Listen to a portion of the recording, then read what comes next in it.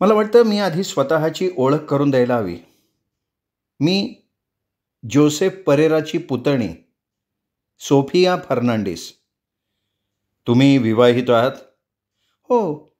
माझा नवरा फिलिप फर्नांडिस. अच्छा. काय करतात हे? केमिकल इंजिनियर आहे तो. वेगवेगळ्या कंपन्यांना कन्सल्टन्सी देतो, भरपूर पैसे कमावतो आणि वेगवेगळ्या क्लबमध्ये जाऊन खर्च करतो. तुमची आणि निष्ठा निरगुडकरची ओळख कधीपासूनची आहे? 2 वर्षांपेक्षा थोडी जास्त. मला काय सांगायचं आहे तुम्हाला? तुम्ही एका गोष्टीकडे डोळेझाक करावी असं मला वाटत नाही. ती बाई जोसेफची कुणीही लागत नाही. आपण गोंडस, गोड आणि निष्पाप असल्याची बतावणी करण्यात ती अत्यंत निपुण आहे. आपल्या मोठाल्या डोळ्यात प्रामाणिकपणाचा भाव आणून ती तुमच्याकडे बघते आणि अंदाज घेत असते की तुम्हाला तिच्या बोटाच्या तालावर कितपत नाचवता येईल. ती जे जे काही करते ते अगदी ठरवून करते, स्पष्टपणे करते, थंड माथ्यानं करते. मला कळाल्यानुसार ती आता कुठल्या तरी कारणास्तव असं भासवायचा प्रयत्न करते की तिच्या काकाच्या बाबतीत काहीतरी भयानक घडलेलं होतं. तसं काहीही घडलेलं नव्हतं प्रत्यक्षात. जोसेफ काकाला पूर्णपणे नैसर्गिक मृत्यू आलाय. त्याच्या रक्ताच्या गुठळ्या झाल्या. डॉक्टरांना ते माहिती आहे आणि तेच खरं आहे. निष्ठा काय करायचा प्रयत्न करत होती त्याबद्दल तुमचा कदाचित काहीतरी गैरसमज झालेला असावा. हां, ते अगदीच शक्य आहे. मला तिने विश्वासातच घेतलं नाही. ती गूढ आहे, रहस्यमय आहे. जगातल्या कुठल्याही पुरुषाला ती तिच्या तालावर नाचायला लावेल. ती कायम निष्पापपणाचं सोंग आणेल, असहाय्यपणे बघेल, तुमच्या गळ्यात पडेल. हे ती कसं करते देवच जाणे. भाबडेपणा, बुजरेपणा, देवा देवा. मी मांजरासारखी भांडकुदळ आहे पटवर्धन, आणि मी हे लपवायचा प्रयत्न करत नाही. गरज वाटेल तेव्हा मी जास्त आक्रमक होते. मी चावेन, बोचकारेन, भांडेन. कोणाविरुद्ध आणि कशाच्या विरुद्ध तुम्ही भांडणार आहात? तुमचा नवरा त्याच्या वागणुकीच्या, शिष्टाचाराच्या मर्यादा ओलांडतोय असं तुम्हाला वाटतंय का? पाणिनीने तिला विचारलं. तिने आपले ओठ घट्ट मिटून घेतले. फिलिपला तिने दुसऱ्या कुठल्याही पुरुषाप्रमाणे स्वतःच्या नादी लावलंय. त्याला वाटतंय ती गोड आहे, निष्पाप आहे. या जगाचं वास्तव तिला कळलेलं नाही आहे. त्याला वाटतंय मी तिच्यावर जळतीये, तिचा छळ करतीये. तिच्यावर जळण्यासारखं काही आहे का? पाणिनीने तिला मध्येच तोडत विचारलं. ते समजावं ही माझी इच्छा आहे. फिलिप फर्नांडिस हा नर आहे, माणूस आहे. सर्वांना असते तशी त्याला ती भूक सुद्धा आहे. आणि निष्ठा तिच्याकडे कोणी येण्याची वाट बघत नाही. ती असहाय्यतेचं तंत्र वापरते आणि तिला हवंय ते साध्य करण्यासाठी काहीही करते. अर्थात मी ज्यासाठी तुम्हाला भेटायला आली आहे ते यापेक्षा खूप वेगळं आहे. ठीक आहे, काय सांगायला आलात तुम्ही इथे? निष्ठा जरी जोसेफ परेराला काका म्हणत असली तरी तो तिचा नातलग नव्हता. तिचं खरं चारित्र्य काय होतं हे त्याला समजलं होतं. तो एकमेव असा होता की ज्याला ती आपल्या बोटावर नाचवू शकत नव्हती. तिला त्याची भीती वाटायची. का बरं भीती वाटायची? नाही, ते नाही मला माहिती. आणि त्यासाठी मी कितीही खर्च करायला तयार आहे. काकाचा तिच्यावर काहीतरी दबाव होता हे नक्की. कशा पद्धतीचा वचक होता? तिला त्याची भीती वाटायची, पण आदरसुद्धा वाटायचा. तिने त्याची कधी खुशामत करण्याचा प्रयत्न केला नाही किंवा असहाय्य निष्पापतेचा प्रयोगसुद्धा केला नाही. तो जे सांगायचा ते ती करायची. तुम्ही मनात विशिष्ट हेतू ठेवून इथे आलात तर सांगत का नाही तुम्ही मला ते? अहो, तेच सांगायचा मी प्रयत्न करतेय. पाणिनीने हसून मान हलवली. तुम्ही इकडे कशा काय आलात? तुम्ही काही गोष्टी समजून घ्याव्यात म्हणून. पण या माझ्या ऑफिसमध्ये कशा आलात? मी या प्रकरणात आहे हे तुम्हाला कसं कळलं? मला ते बलदेवनी सांगितलं. बलदेव? हा बलदेव कोण आहे? माझ्या काकांचा स्वयंपाकी होता तो, शिवाय ड्रायव्हर आणि बरंच काही. थोडक्यात म्हणजे हरकाम्या. त्यांनी काय सांगितलं तुम्हाला? त्यांनी सांगितलं की निष्ठा निरगुडकर डॉक्टरकडे गेली होती. त्यांनी तिला औषधाच्या अंमलाखाली आणून ती जे काही बोलली ते टेप केलंय आणि त्यात ती म्हणाली आहे की तिने जोसेफ परेराचा खून केलाय. आणि हे सगळं बलदेवला कसं काय कळलं? निमिष जयकरनं सांगितलं. निमिष जयकर म्हणजे ज्याच्यावर निष्ठा सध्या आपला पाश टाकू बघतीये तो.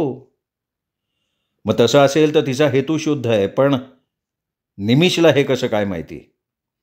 तिनेच निमिषला सांगितलं. डॉक्टरांनी तो टेप तिला ऐकवला, त्यानंतर तिने निमिषला सांगून टाकलं. अच्छा, म्हणजे तिने निमिषला सांगितलं, निमिषनी बलदेवला आणि बलदेवनं तुम्हाला. हे सगळं रेकॉर्डिंगबद्दल झालं, पण माझ्याबद्दल तुम्हाला कसं कळलं? ते मला पोलिसांकडनं कळलं. आता आपण जरा मूळ मार्गावर आलोय. तुम्ही या विषयाची चर्चा पोलिसांबरोबर कशी काय केली? पोलिसच आमच्या घरी आले होते, माझी आणि नवऱ्याची चौकशी करायला. आणि तुम्ही काय सांगितलं त्यांना? आम्ही प्रश्नांची उत्तरं दिली. प्रश्न काय होते ते? त्यांना सगळ्या कुटुंबाची माहिती हवी होती, सगळ्या भानगडींची, म्हणजे निष्ठा, जोसेफचा मृत्यू वगैरे वगैरे. सर्व प्रश्न विचारून झाल्यावर त्यांनी आम्हाला सांगितलं की निष्ठा तुमच्याकडे आली आणि तुम्ही त्या नदीत टाकलेली विषाची बाटली मिळवलीत. पण त्यानंतर तुम्ही त्यांना काय सांगितलं? नाही, एवढं सगळं ऐकल्यावर मी तर पूर्णपणे निरुत्तर झाले ना. किती आधी घडलं हे? पोलीस जाता क्षणी मी गाडीत बसले आणि इथे आले. का? कारण असं आहे पटवर्धन, तुम्हाला बळीचा बकरा बनवलं जात आहे. मला पोलिसांकडनं समजलं की तुम्ही निष्ठाची वकिली घेणार आहात. ती त्या लायकीचीच नाही आहे. हा सगळा प्रकार म्हणजे तिच्या मोठ्या षडयंत्राचा भाग आहे. तुम्हाला वाटतंय का की तिने परेराचा खून केला? सोफिया हसली. अहो, तेच मी तुम्हाला सांगायचा प्रयत्न करतेय. त्याला कुणीच मारलेलं नाही आहे, त्याला नैसर्गिक मृत्यू आलाय. काय घडलंय हे तुम्ही समजावून घ्यावं असा माझा प्रयत्न आहे. पण मग निष्ठा असा समज का पसरवेल ना की तिने काकांना मारलं? तिने ते हेतुपुरस्सर आणि ठाम अशा कारणास्तव केलंय. माझ्या काकाकडे काही लाखात किंमत असलेली एक मिळकत होती. त्याच्या मृत्यूपत्रानुसार त्या जागेची खरी किंमत किती आहे याची त्याला थोडीही कल्पना नव्हती, किंवा कदाचित निष्ठापासून फारकत घेण्यासाठी हा डाव असावा. मला जरा त्या मृत्यूपत्राबद्दल सांगाल? हो, त्यात अशी तरतूद होती की तो ज्या घरात राहत ते 2 मजली मोठं घर मला मिळणार आहे, गाडी, फर्निचर मिळणार, पण शिक्षण पूर्ण होईपर्यंत निष्ठा त्या घरी राहू शकते. त्यांनी मला, माझ्या नवऱ्याला रोख बक्षिसी ठेवली आहे. मृत्यूपत्राच्या व्यवस्थापकाला सूचना दिली की त्याचा हरकाम्या नोकर बलदेव याला पुढचे 4 महिने निम्म्या पगारावर नोकरीवर ठेवावं. निष्ठाच्या शालेय शिक्षणाचा खर्च करावा आणि हे सगळं झाल्यावर जर काही शिल्लक राहिली तर ती निष्ठाला द्यावी. यात विनोदी भाग असा आहे की घर विकून आणि हातातली रोख मिळून 2,25,000 एवढीच शिल्लक काकाकडे निघाली असती. म्हणजे निष्ठाला थोडक्यात काहीही न मिळाल्यासारखं होतं. अगदी बरोबर. तो पूर्वी खूप श्रीमंत होता आणि मृत्यूपत्रात निष्ठाच्या नावानं काही तरतूद करण्याची व्यवस्था त्यांनी त्यावेळी केलेली होती. त्याला निष्ठा आवडत नव्हती तसं नाही म्हणणार मी, तो तिला समजावून घ्यायचा. सांगा पुढे. तुम्ही अजून निष्ठाच्या हेतूबद्दल सांगितलंच नाही आहे. ती अत्यंत कावेबाज आणि अत्यंत हुशार आहे. तिला फायदा बरोबर कळतो. माझ्या काकांची कित्येक एकर पडीक जमीन आहे. आत्ता त्याची बाजारभावानं किंमत खूप कमी आहे, पण लवकरच एक कंपनी काकांच्या त्या जमिनी शेजारच्या जमिनीत मोठा कारखाना उभारणार आहे. तसं झालं तर काही काळानंतर काकांच्या त्या पडीक जागेला प्रचंड किंमत येईल. लक्षात घ्या, मृत्यूपत्रात ही पडीक जागा निष्ठाला दिली आहे कारण त्याला काही किंमतच नाही आहे. पण आता नजीकच्या काळात ती जागा म्हणजे सोन्यासारखी होणार आहे. ती हातची जाऊ नये म्हणून आता ती खुनाचं खोटं प्रकरण शिजवून जागेची किंमत वाढेपर्यंत वेळकाढूपणा करते आहे. मृत्यूपत्र अंमलबजावणीसाठी कोर्टात जाईल अशी व्यवस्था करायच्या ती तयारीत आहे. आणि प्रकरण एकदा कोर्टात गेलं की कुणीही तिला ती जागा मिळण्यापासून रोखूच शकणार नाही ना. तुम्हाला असं वाटतंय की खोट्या खुनाची ती कबुली देईल? का नाही? तिला काय धोका आहे त्यात? ती जर म्हणाली की कबुली देते वेळी मी औषधाच्या नशेत होते, तर ते तिला हात सुद्धा लावू शकणार नाहीत. पण तुम्हाला खरंच वाटतं की ती असं काही करेल? अर्थात करेल ती. करेल नाही, ती करतीये हे सगळं. भावनिकदृष्ट्या तिची झालेली कोंडी, मानसिक उलथापालथ हे सगळं मृत्यूपत्र सिद्ध करण्यासाठी विलंब व्हावा याकरता आहे. नक्कीच. ती काय करतीये कळतंय का तुम्हाला? जोसेफ काकांचे पुरलेले प्रेत विषाच्या तपासणीसाठी तिला पुन्हा बाहेर उकरून काढायचं आहे. त्यासाठी जास्तीत जास्त वेळ तिला घालवायचा आहे, म्हणजे तोपर्यंत जागेची किंमत वाढेल. ठीक आहे, ठीक आहे, तुम्ही आता घरी गेलात तरी चालेल. काळजी करणं ही सोडून द्या. तिने काकाच्या कोकोमध्ये टाकलेल्या गोळ्या ज्या असायला पाहिजे होत्या त्याच होत्या, म्हणजे त्या साखरेला पर्यायी गोळ्याच होत्या. फर्नांडिसचा चेहरा त्या धक्क्याने एकदम पडला. पाणीनी जागेवरनं उठून उभा राहिला आणि तिला निरोप देण्याच्या दृष्टीनं म्हणाला, थोडक्यात काय, तर तुमचे काका हे नैसर्गिक मृत्यूनच गेलेत. काळजी सोडा आता. तरीही मला एक कळत नाहीये. पाणीनी तिच्याकडे गंभीरपणे बघत उभा राहिला आणि म्हणाला, माझी खात्री आहे की तुम्हाला काहीही कळत नाहीये. त्या जागेला मोठी किंमत येईपर्यंत या प्रकरणाला विलंब लावणं हे निष्ठा निरगुडकरच्या फायद्याचं असेल, तर मी तुम्हाला खात्रीपूर्वक सांगतो की तुम्ही आज दुपारी इथे येऊन जी विधानं केली आहेत त्या आधारे मृत्यूपत्राची अंमलबजावणी करणारा न्यायाधीश हिरण्यगर्भ या जागेची घाईघाईत विक्री होऊ देण्यास मज्जाव करेल. फर्नांडिस खुर्चीतनं उठली, काहीतरी बोलायला गेली, पण विचार बदलला. दारापर्यंत गेली, पुन्हा परत आली आणि म्हणाली, जोसेफ काकाच्या मिळकतीत जर ती जागा समाविष्ट असेल तर आम्ही त्यात वाटेकरी आहोत. मी म्हणेन की तुमच्या आहारात काहीतरी कमतरता आहे. पाणीनी म्हणाला. का बरं? माणसाविषयी स्नेह निर्माण होईल असा योग्य आहार तुम्ही घेत नाही आहात. पाणीनी म्हणाला. एकदम रागानं उसळून ती म्हणाली, तुम्ही थोडा काळ थांबाव, तुम्हालाच अनुभव येईल की ती कैदाशीण कशी आहे आणि मग मला सांगा. आणि ती ताडकन निघून गेली. सौम्य ऑफिसचं दार उघडून आत आली तेव्हा पाणीनी सुप्रीम कोर्टाचे अद्ययावत निवाडे वाचत बसला होता. काय, कशी झाली सहल सौम्या? मी त्या हॉटेलमध्ये बसून समुद्रकिनारी स्नान करत असल्याचा आणि लाटांवर तरंगत असल्याच्या कल्पना मनच्चक्षूंसमोर आणत होते.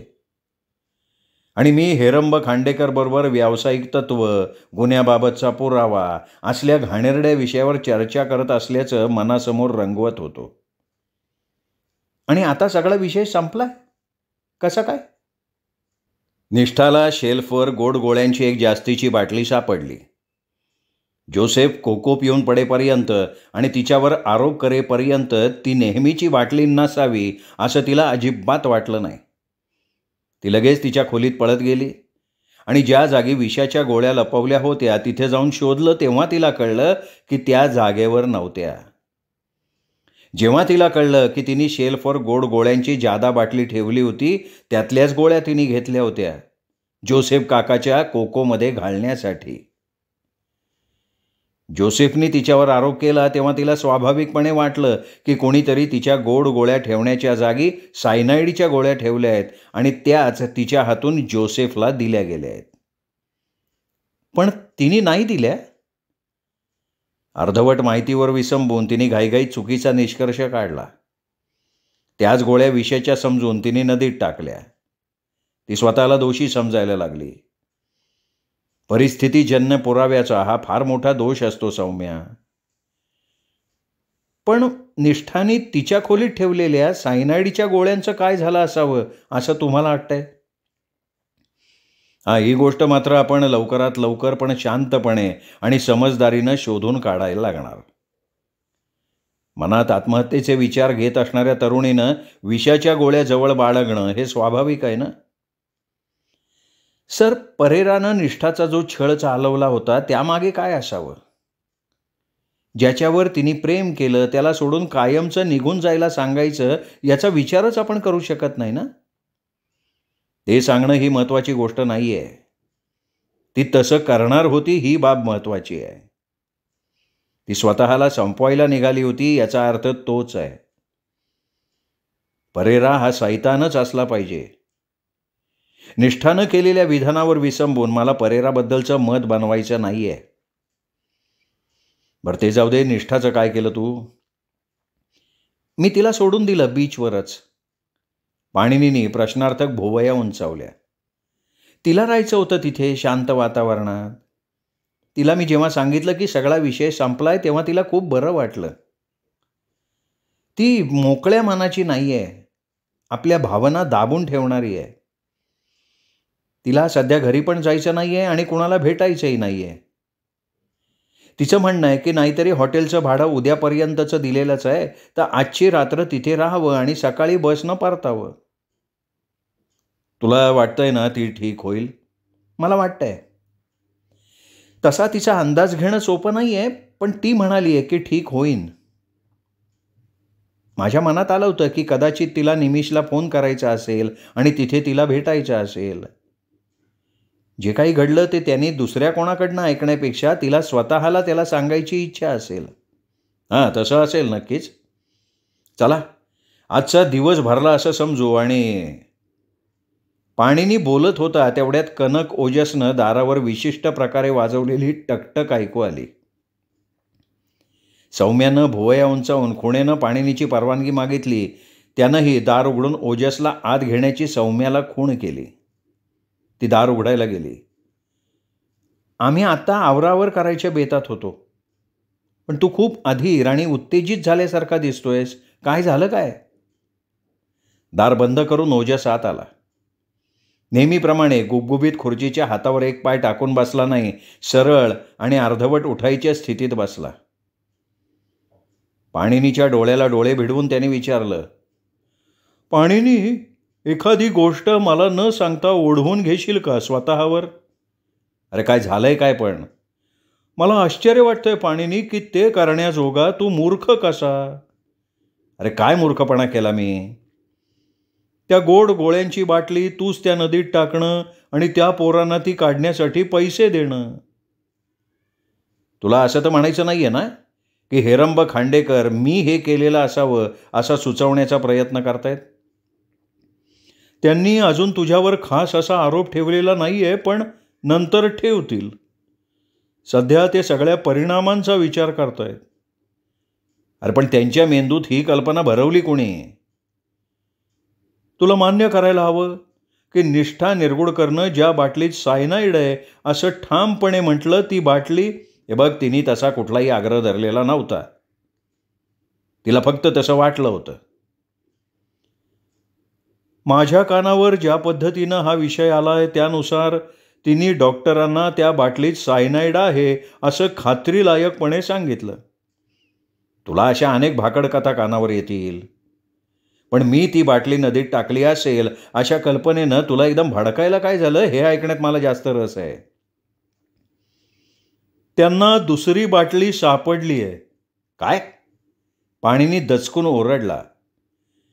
खांडेकर आणि इतरांना निरुत्तर करून तू जेव्हा पोलीस चौकीतनं बाहेर पडलास तेव्हाच खांडेकरांना अंदाज आला होता की तू नेहमीप्रमाणे काहीतरी धक्कादायक नाटक केलं असशील.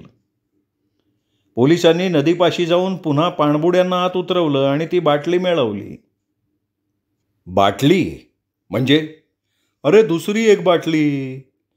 ती अगदी आधीच्याच बाटलीसारखी होती. त्यात शिशाचे गोळे आणि काही गोळ्या होत्या आणि त्या सायनाईडच्या होत्या.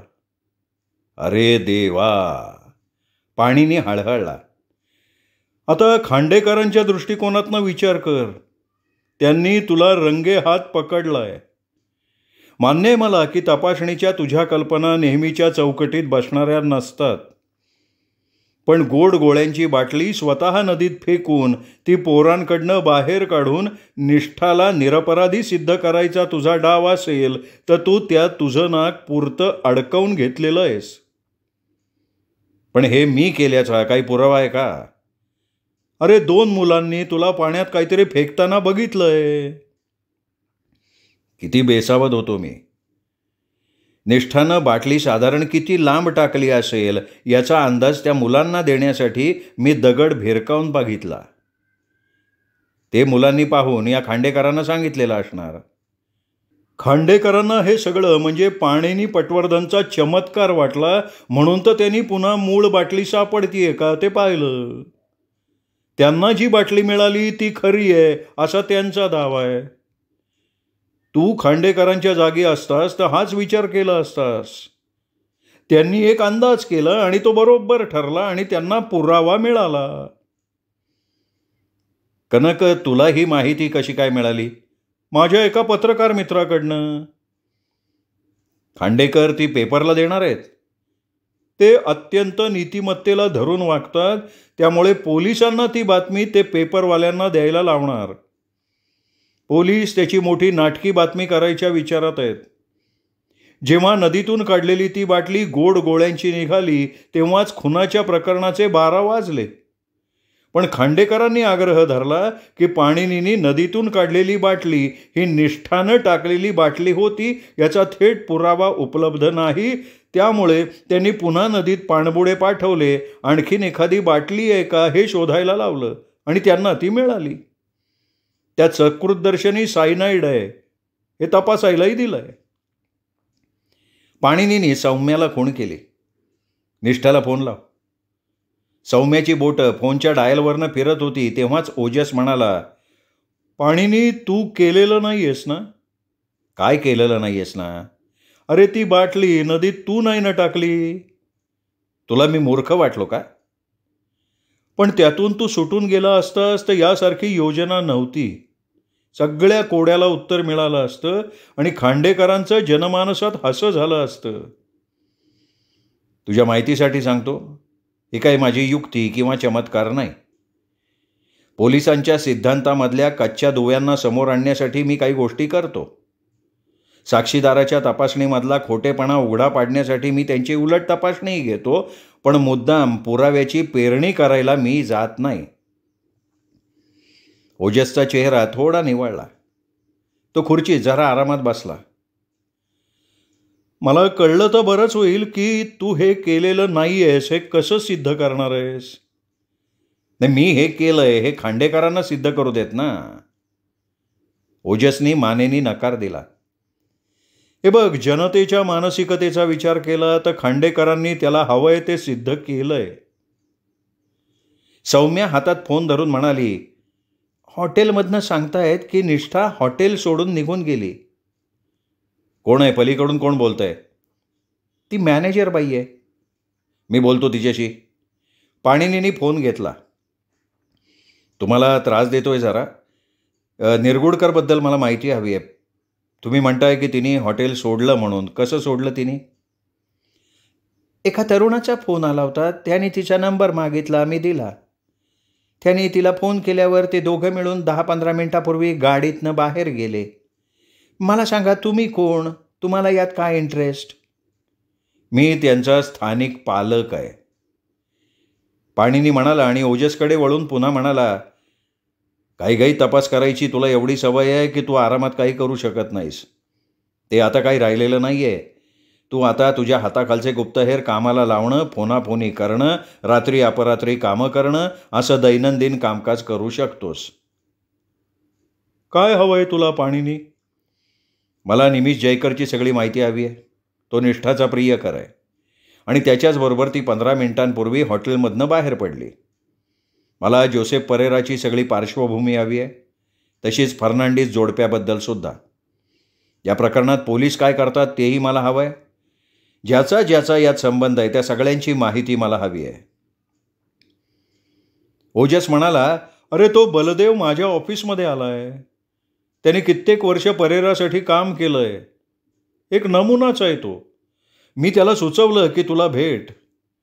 खरं तर त्याला ऑफिसच्या वेळेत ये म्हणून सांगितलं होतं, पण मला त्या दुसऱ्या बाटलीचा अहवाल मिळण्यापूर्वीच तो आला. मी त्याला तिथे बसवून इथे आलोय. त्याला काय माहिती आहे? सगळं माहिती आहे. तो परेराचा गेली 30 वर्ष हरकाम्या होता. माझ्या माणसानं जेव्हा त्याची मुलाखत घेतली तेव्हा त्याच्या लक्षात आलं की तो असा माणूस होता की त्याच्या नजरेतनं काही म्हणजे काहीही निसटत नसे. माझ्या माणसानं अहवाल आणि त्याचा सारांश दिला आहे, पण त्याचं म्हणणं आहे की बलदेवशी मीच बोललं पाहिजे, कारण काहीतरी स्थानिक पातळीवरचा मुद्दा आहे जो अहवालात देता येत नाही. म्हणून मला वाटलं की आधी मी त्याचा जरा अंदाज घेतो आणि नंतर वाटलं तर तू त्याला भेटू शकतोस. बलदेव तयार झाला यायला? नाही, त्याला यायचं नव्हतं. खूप व्यस्त आहे असं भासवलं त्याने, पण माझ्या माणसानं त्याला काही लाच देऊ केली. लाच दिली आणि येऊन तुला भेटायला सांगितलं. त्याबरोबर तो तयार झाला. परेरांनी त्याला मृत्यूपत्रात छदाम सुद्धा ठेवलेला नाहीये. तुझा आणि त्याला घेऊन इकडे ये. तुझी माणसं कामाला लाव. तुझे सगळे अहवाल एकत्र आण आणि पटापटा माहिती गोळा कर. हे कितपत गंभीर असू शकेल? काय गंभीर असेल? हे खांडेकरनी तुझ्यावर बाटलीबद्दल आरोप करणं खूप गंभीर आहे. खूप गंभीर आहे, पण मी काहीही करून त्यातून बाहेर पडेन. मला काळजी आहे ते निष्ठाचं काय होईल याची. पाणिनी सौम्याकडे बघून म्हणाला, डॉक्टर कार्तिक कुठे जाणार होते याची काही कल्पना आहे? माहिती नाही. मी त्यांच्या ऑफिसला फोन करून नको करू फोन. त्यांची ती नर्स पोलिसांशी संपर्क ठेवून असेल. टेप रेकॉर्डिंगची बातमी तिच्यामार्फतच बाहेर फुटली ना? ठीक आहे कनक, त्या बलदेवला आणि इकडे. दारातून बाहेर पडताना ओजस म्हणाला, पाणिनी तुला या प्रकरणात पटापटा हालचाल करायला हवी आहे ना? मग त्यासाठी काही खर्च करायला लागेल की. अरे जेवढा हवा तेवढा खर्च कर रे. माहिती मिळव म्हणजे झालं. पाणिनीच्या डोळ्यातली काळजी सौम्याला जाणवत होती. काय घडलं असावं असं तुम्हाला वाटतंय सर? उत्तरादाखल पाणिनीने खांदे उडवून त्यालाही काही सांगता येत नाही असा इशारा दिला. तुम्हाला वाटतंय का निष्ठाला आपण दिलेली खुनाची कबुली आठवली असेल आणि तिनेच गोड गोळ्यांची बाटली त्या शिजं टाकून नदीत फेकली असेल? अगं ती का करेल तसं? नाही पण थांब, तू म्हणतेस तसंही झालेलं असू शकतं. सर काय वस्तुस्थिती आहे बघा ना. आपण तिला तिचं टेप रेकॉर्डिंग केलेलं बोलणं ऐकवल्यावर ती म्हणाली की मला विचार करायला 24 तास द्या. तिच्या मनात जे काही करायचं होतं ते करायला तिला तेवढा अवधी मिळाला. डॉक्टर कार्तिकने तिला जाता जाता वाटेत सोडू का असं विचारलं तेव्हा तिने त्यासाठी नकार दिला. तेवढ्या अवधीत गोड गोळ्यांची बाटली त्या शिसं टाकून तिनेच नदीत फेकली हा अत्यंत तर्कशुद्ध विचार आहे. तिला माहिती होतं की पुढे मागे कधीतरी त्या बाटलीचा शोध घेतला जाईलच. असं जर ती विचार करत असेल तर ती फार म्हणजे फार हुशार असली पाहिजे.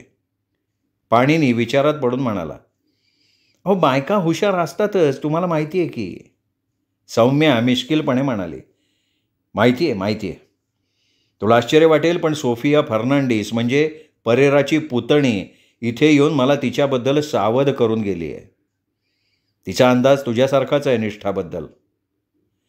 तो पुढे काहीतरी बोलणार तेवढ्यात ओजसची खुणेची विशिष्ट थाप दारावर पडली. तुझ्याशी बोलायला तो बलदेव आलाय बघ इथे. मी आता कामाला लागतोय. एक मोठी आणि महत्त्वाची बातमी मला येऊ घातली आहे. काही हवं असेल तर मला सांग, मी लगेच खाली येईन. कनक ओजस निघून गेला आणि बलदेव आत प्रवेश करता झाला. श्रोते हो, हा होता अभय बापट लिखित सायनाइड या कादंबरीचा 5वा भाग.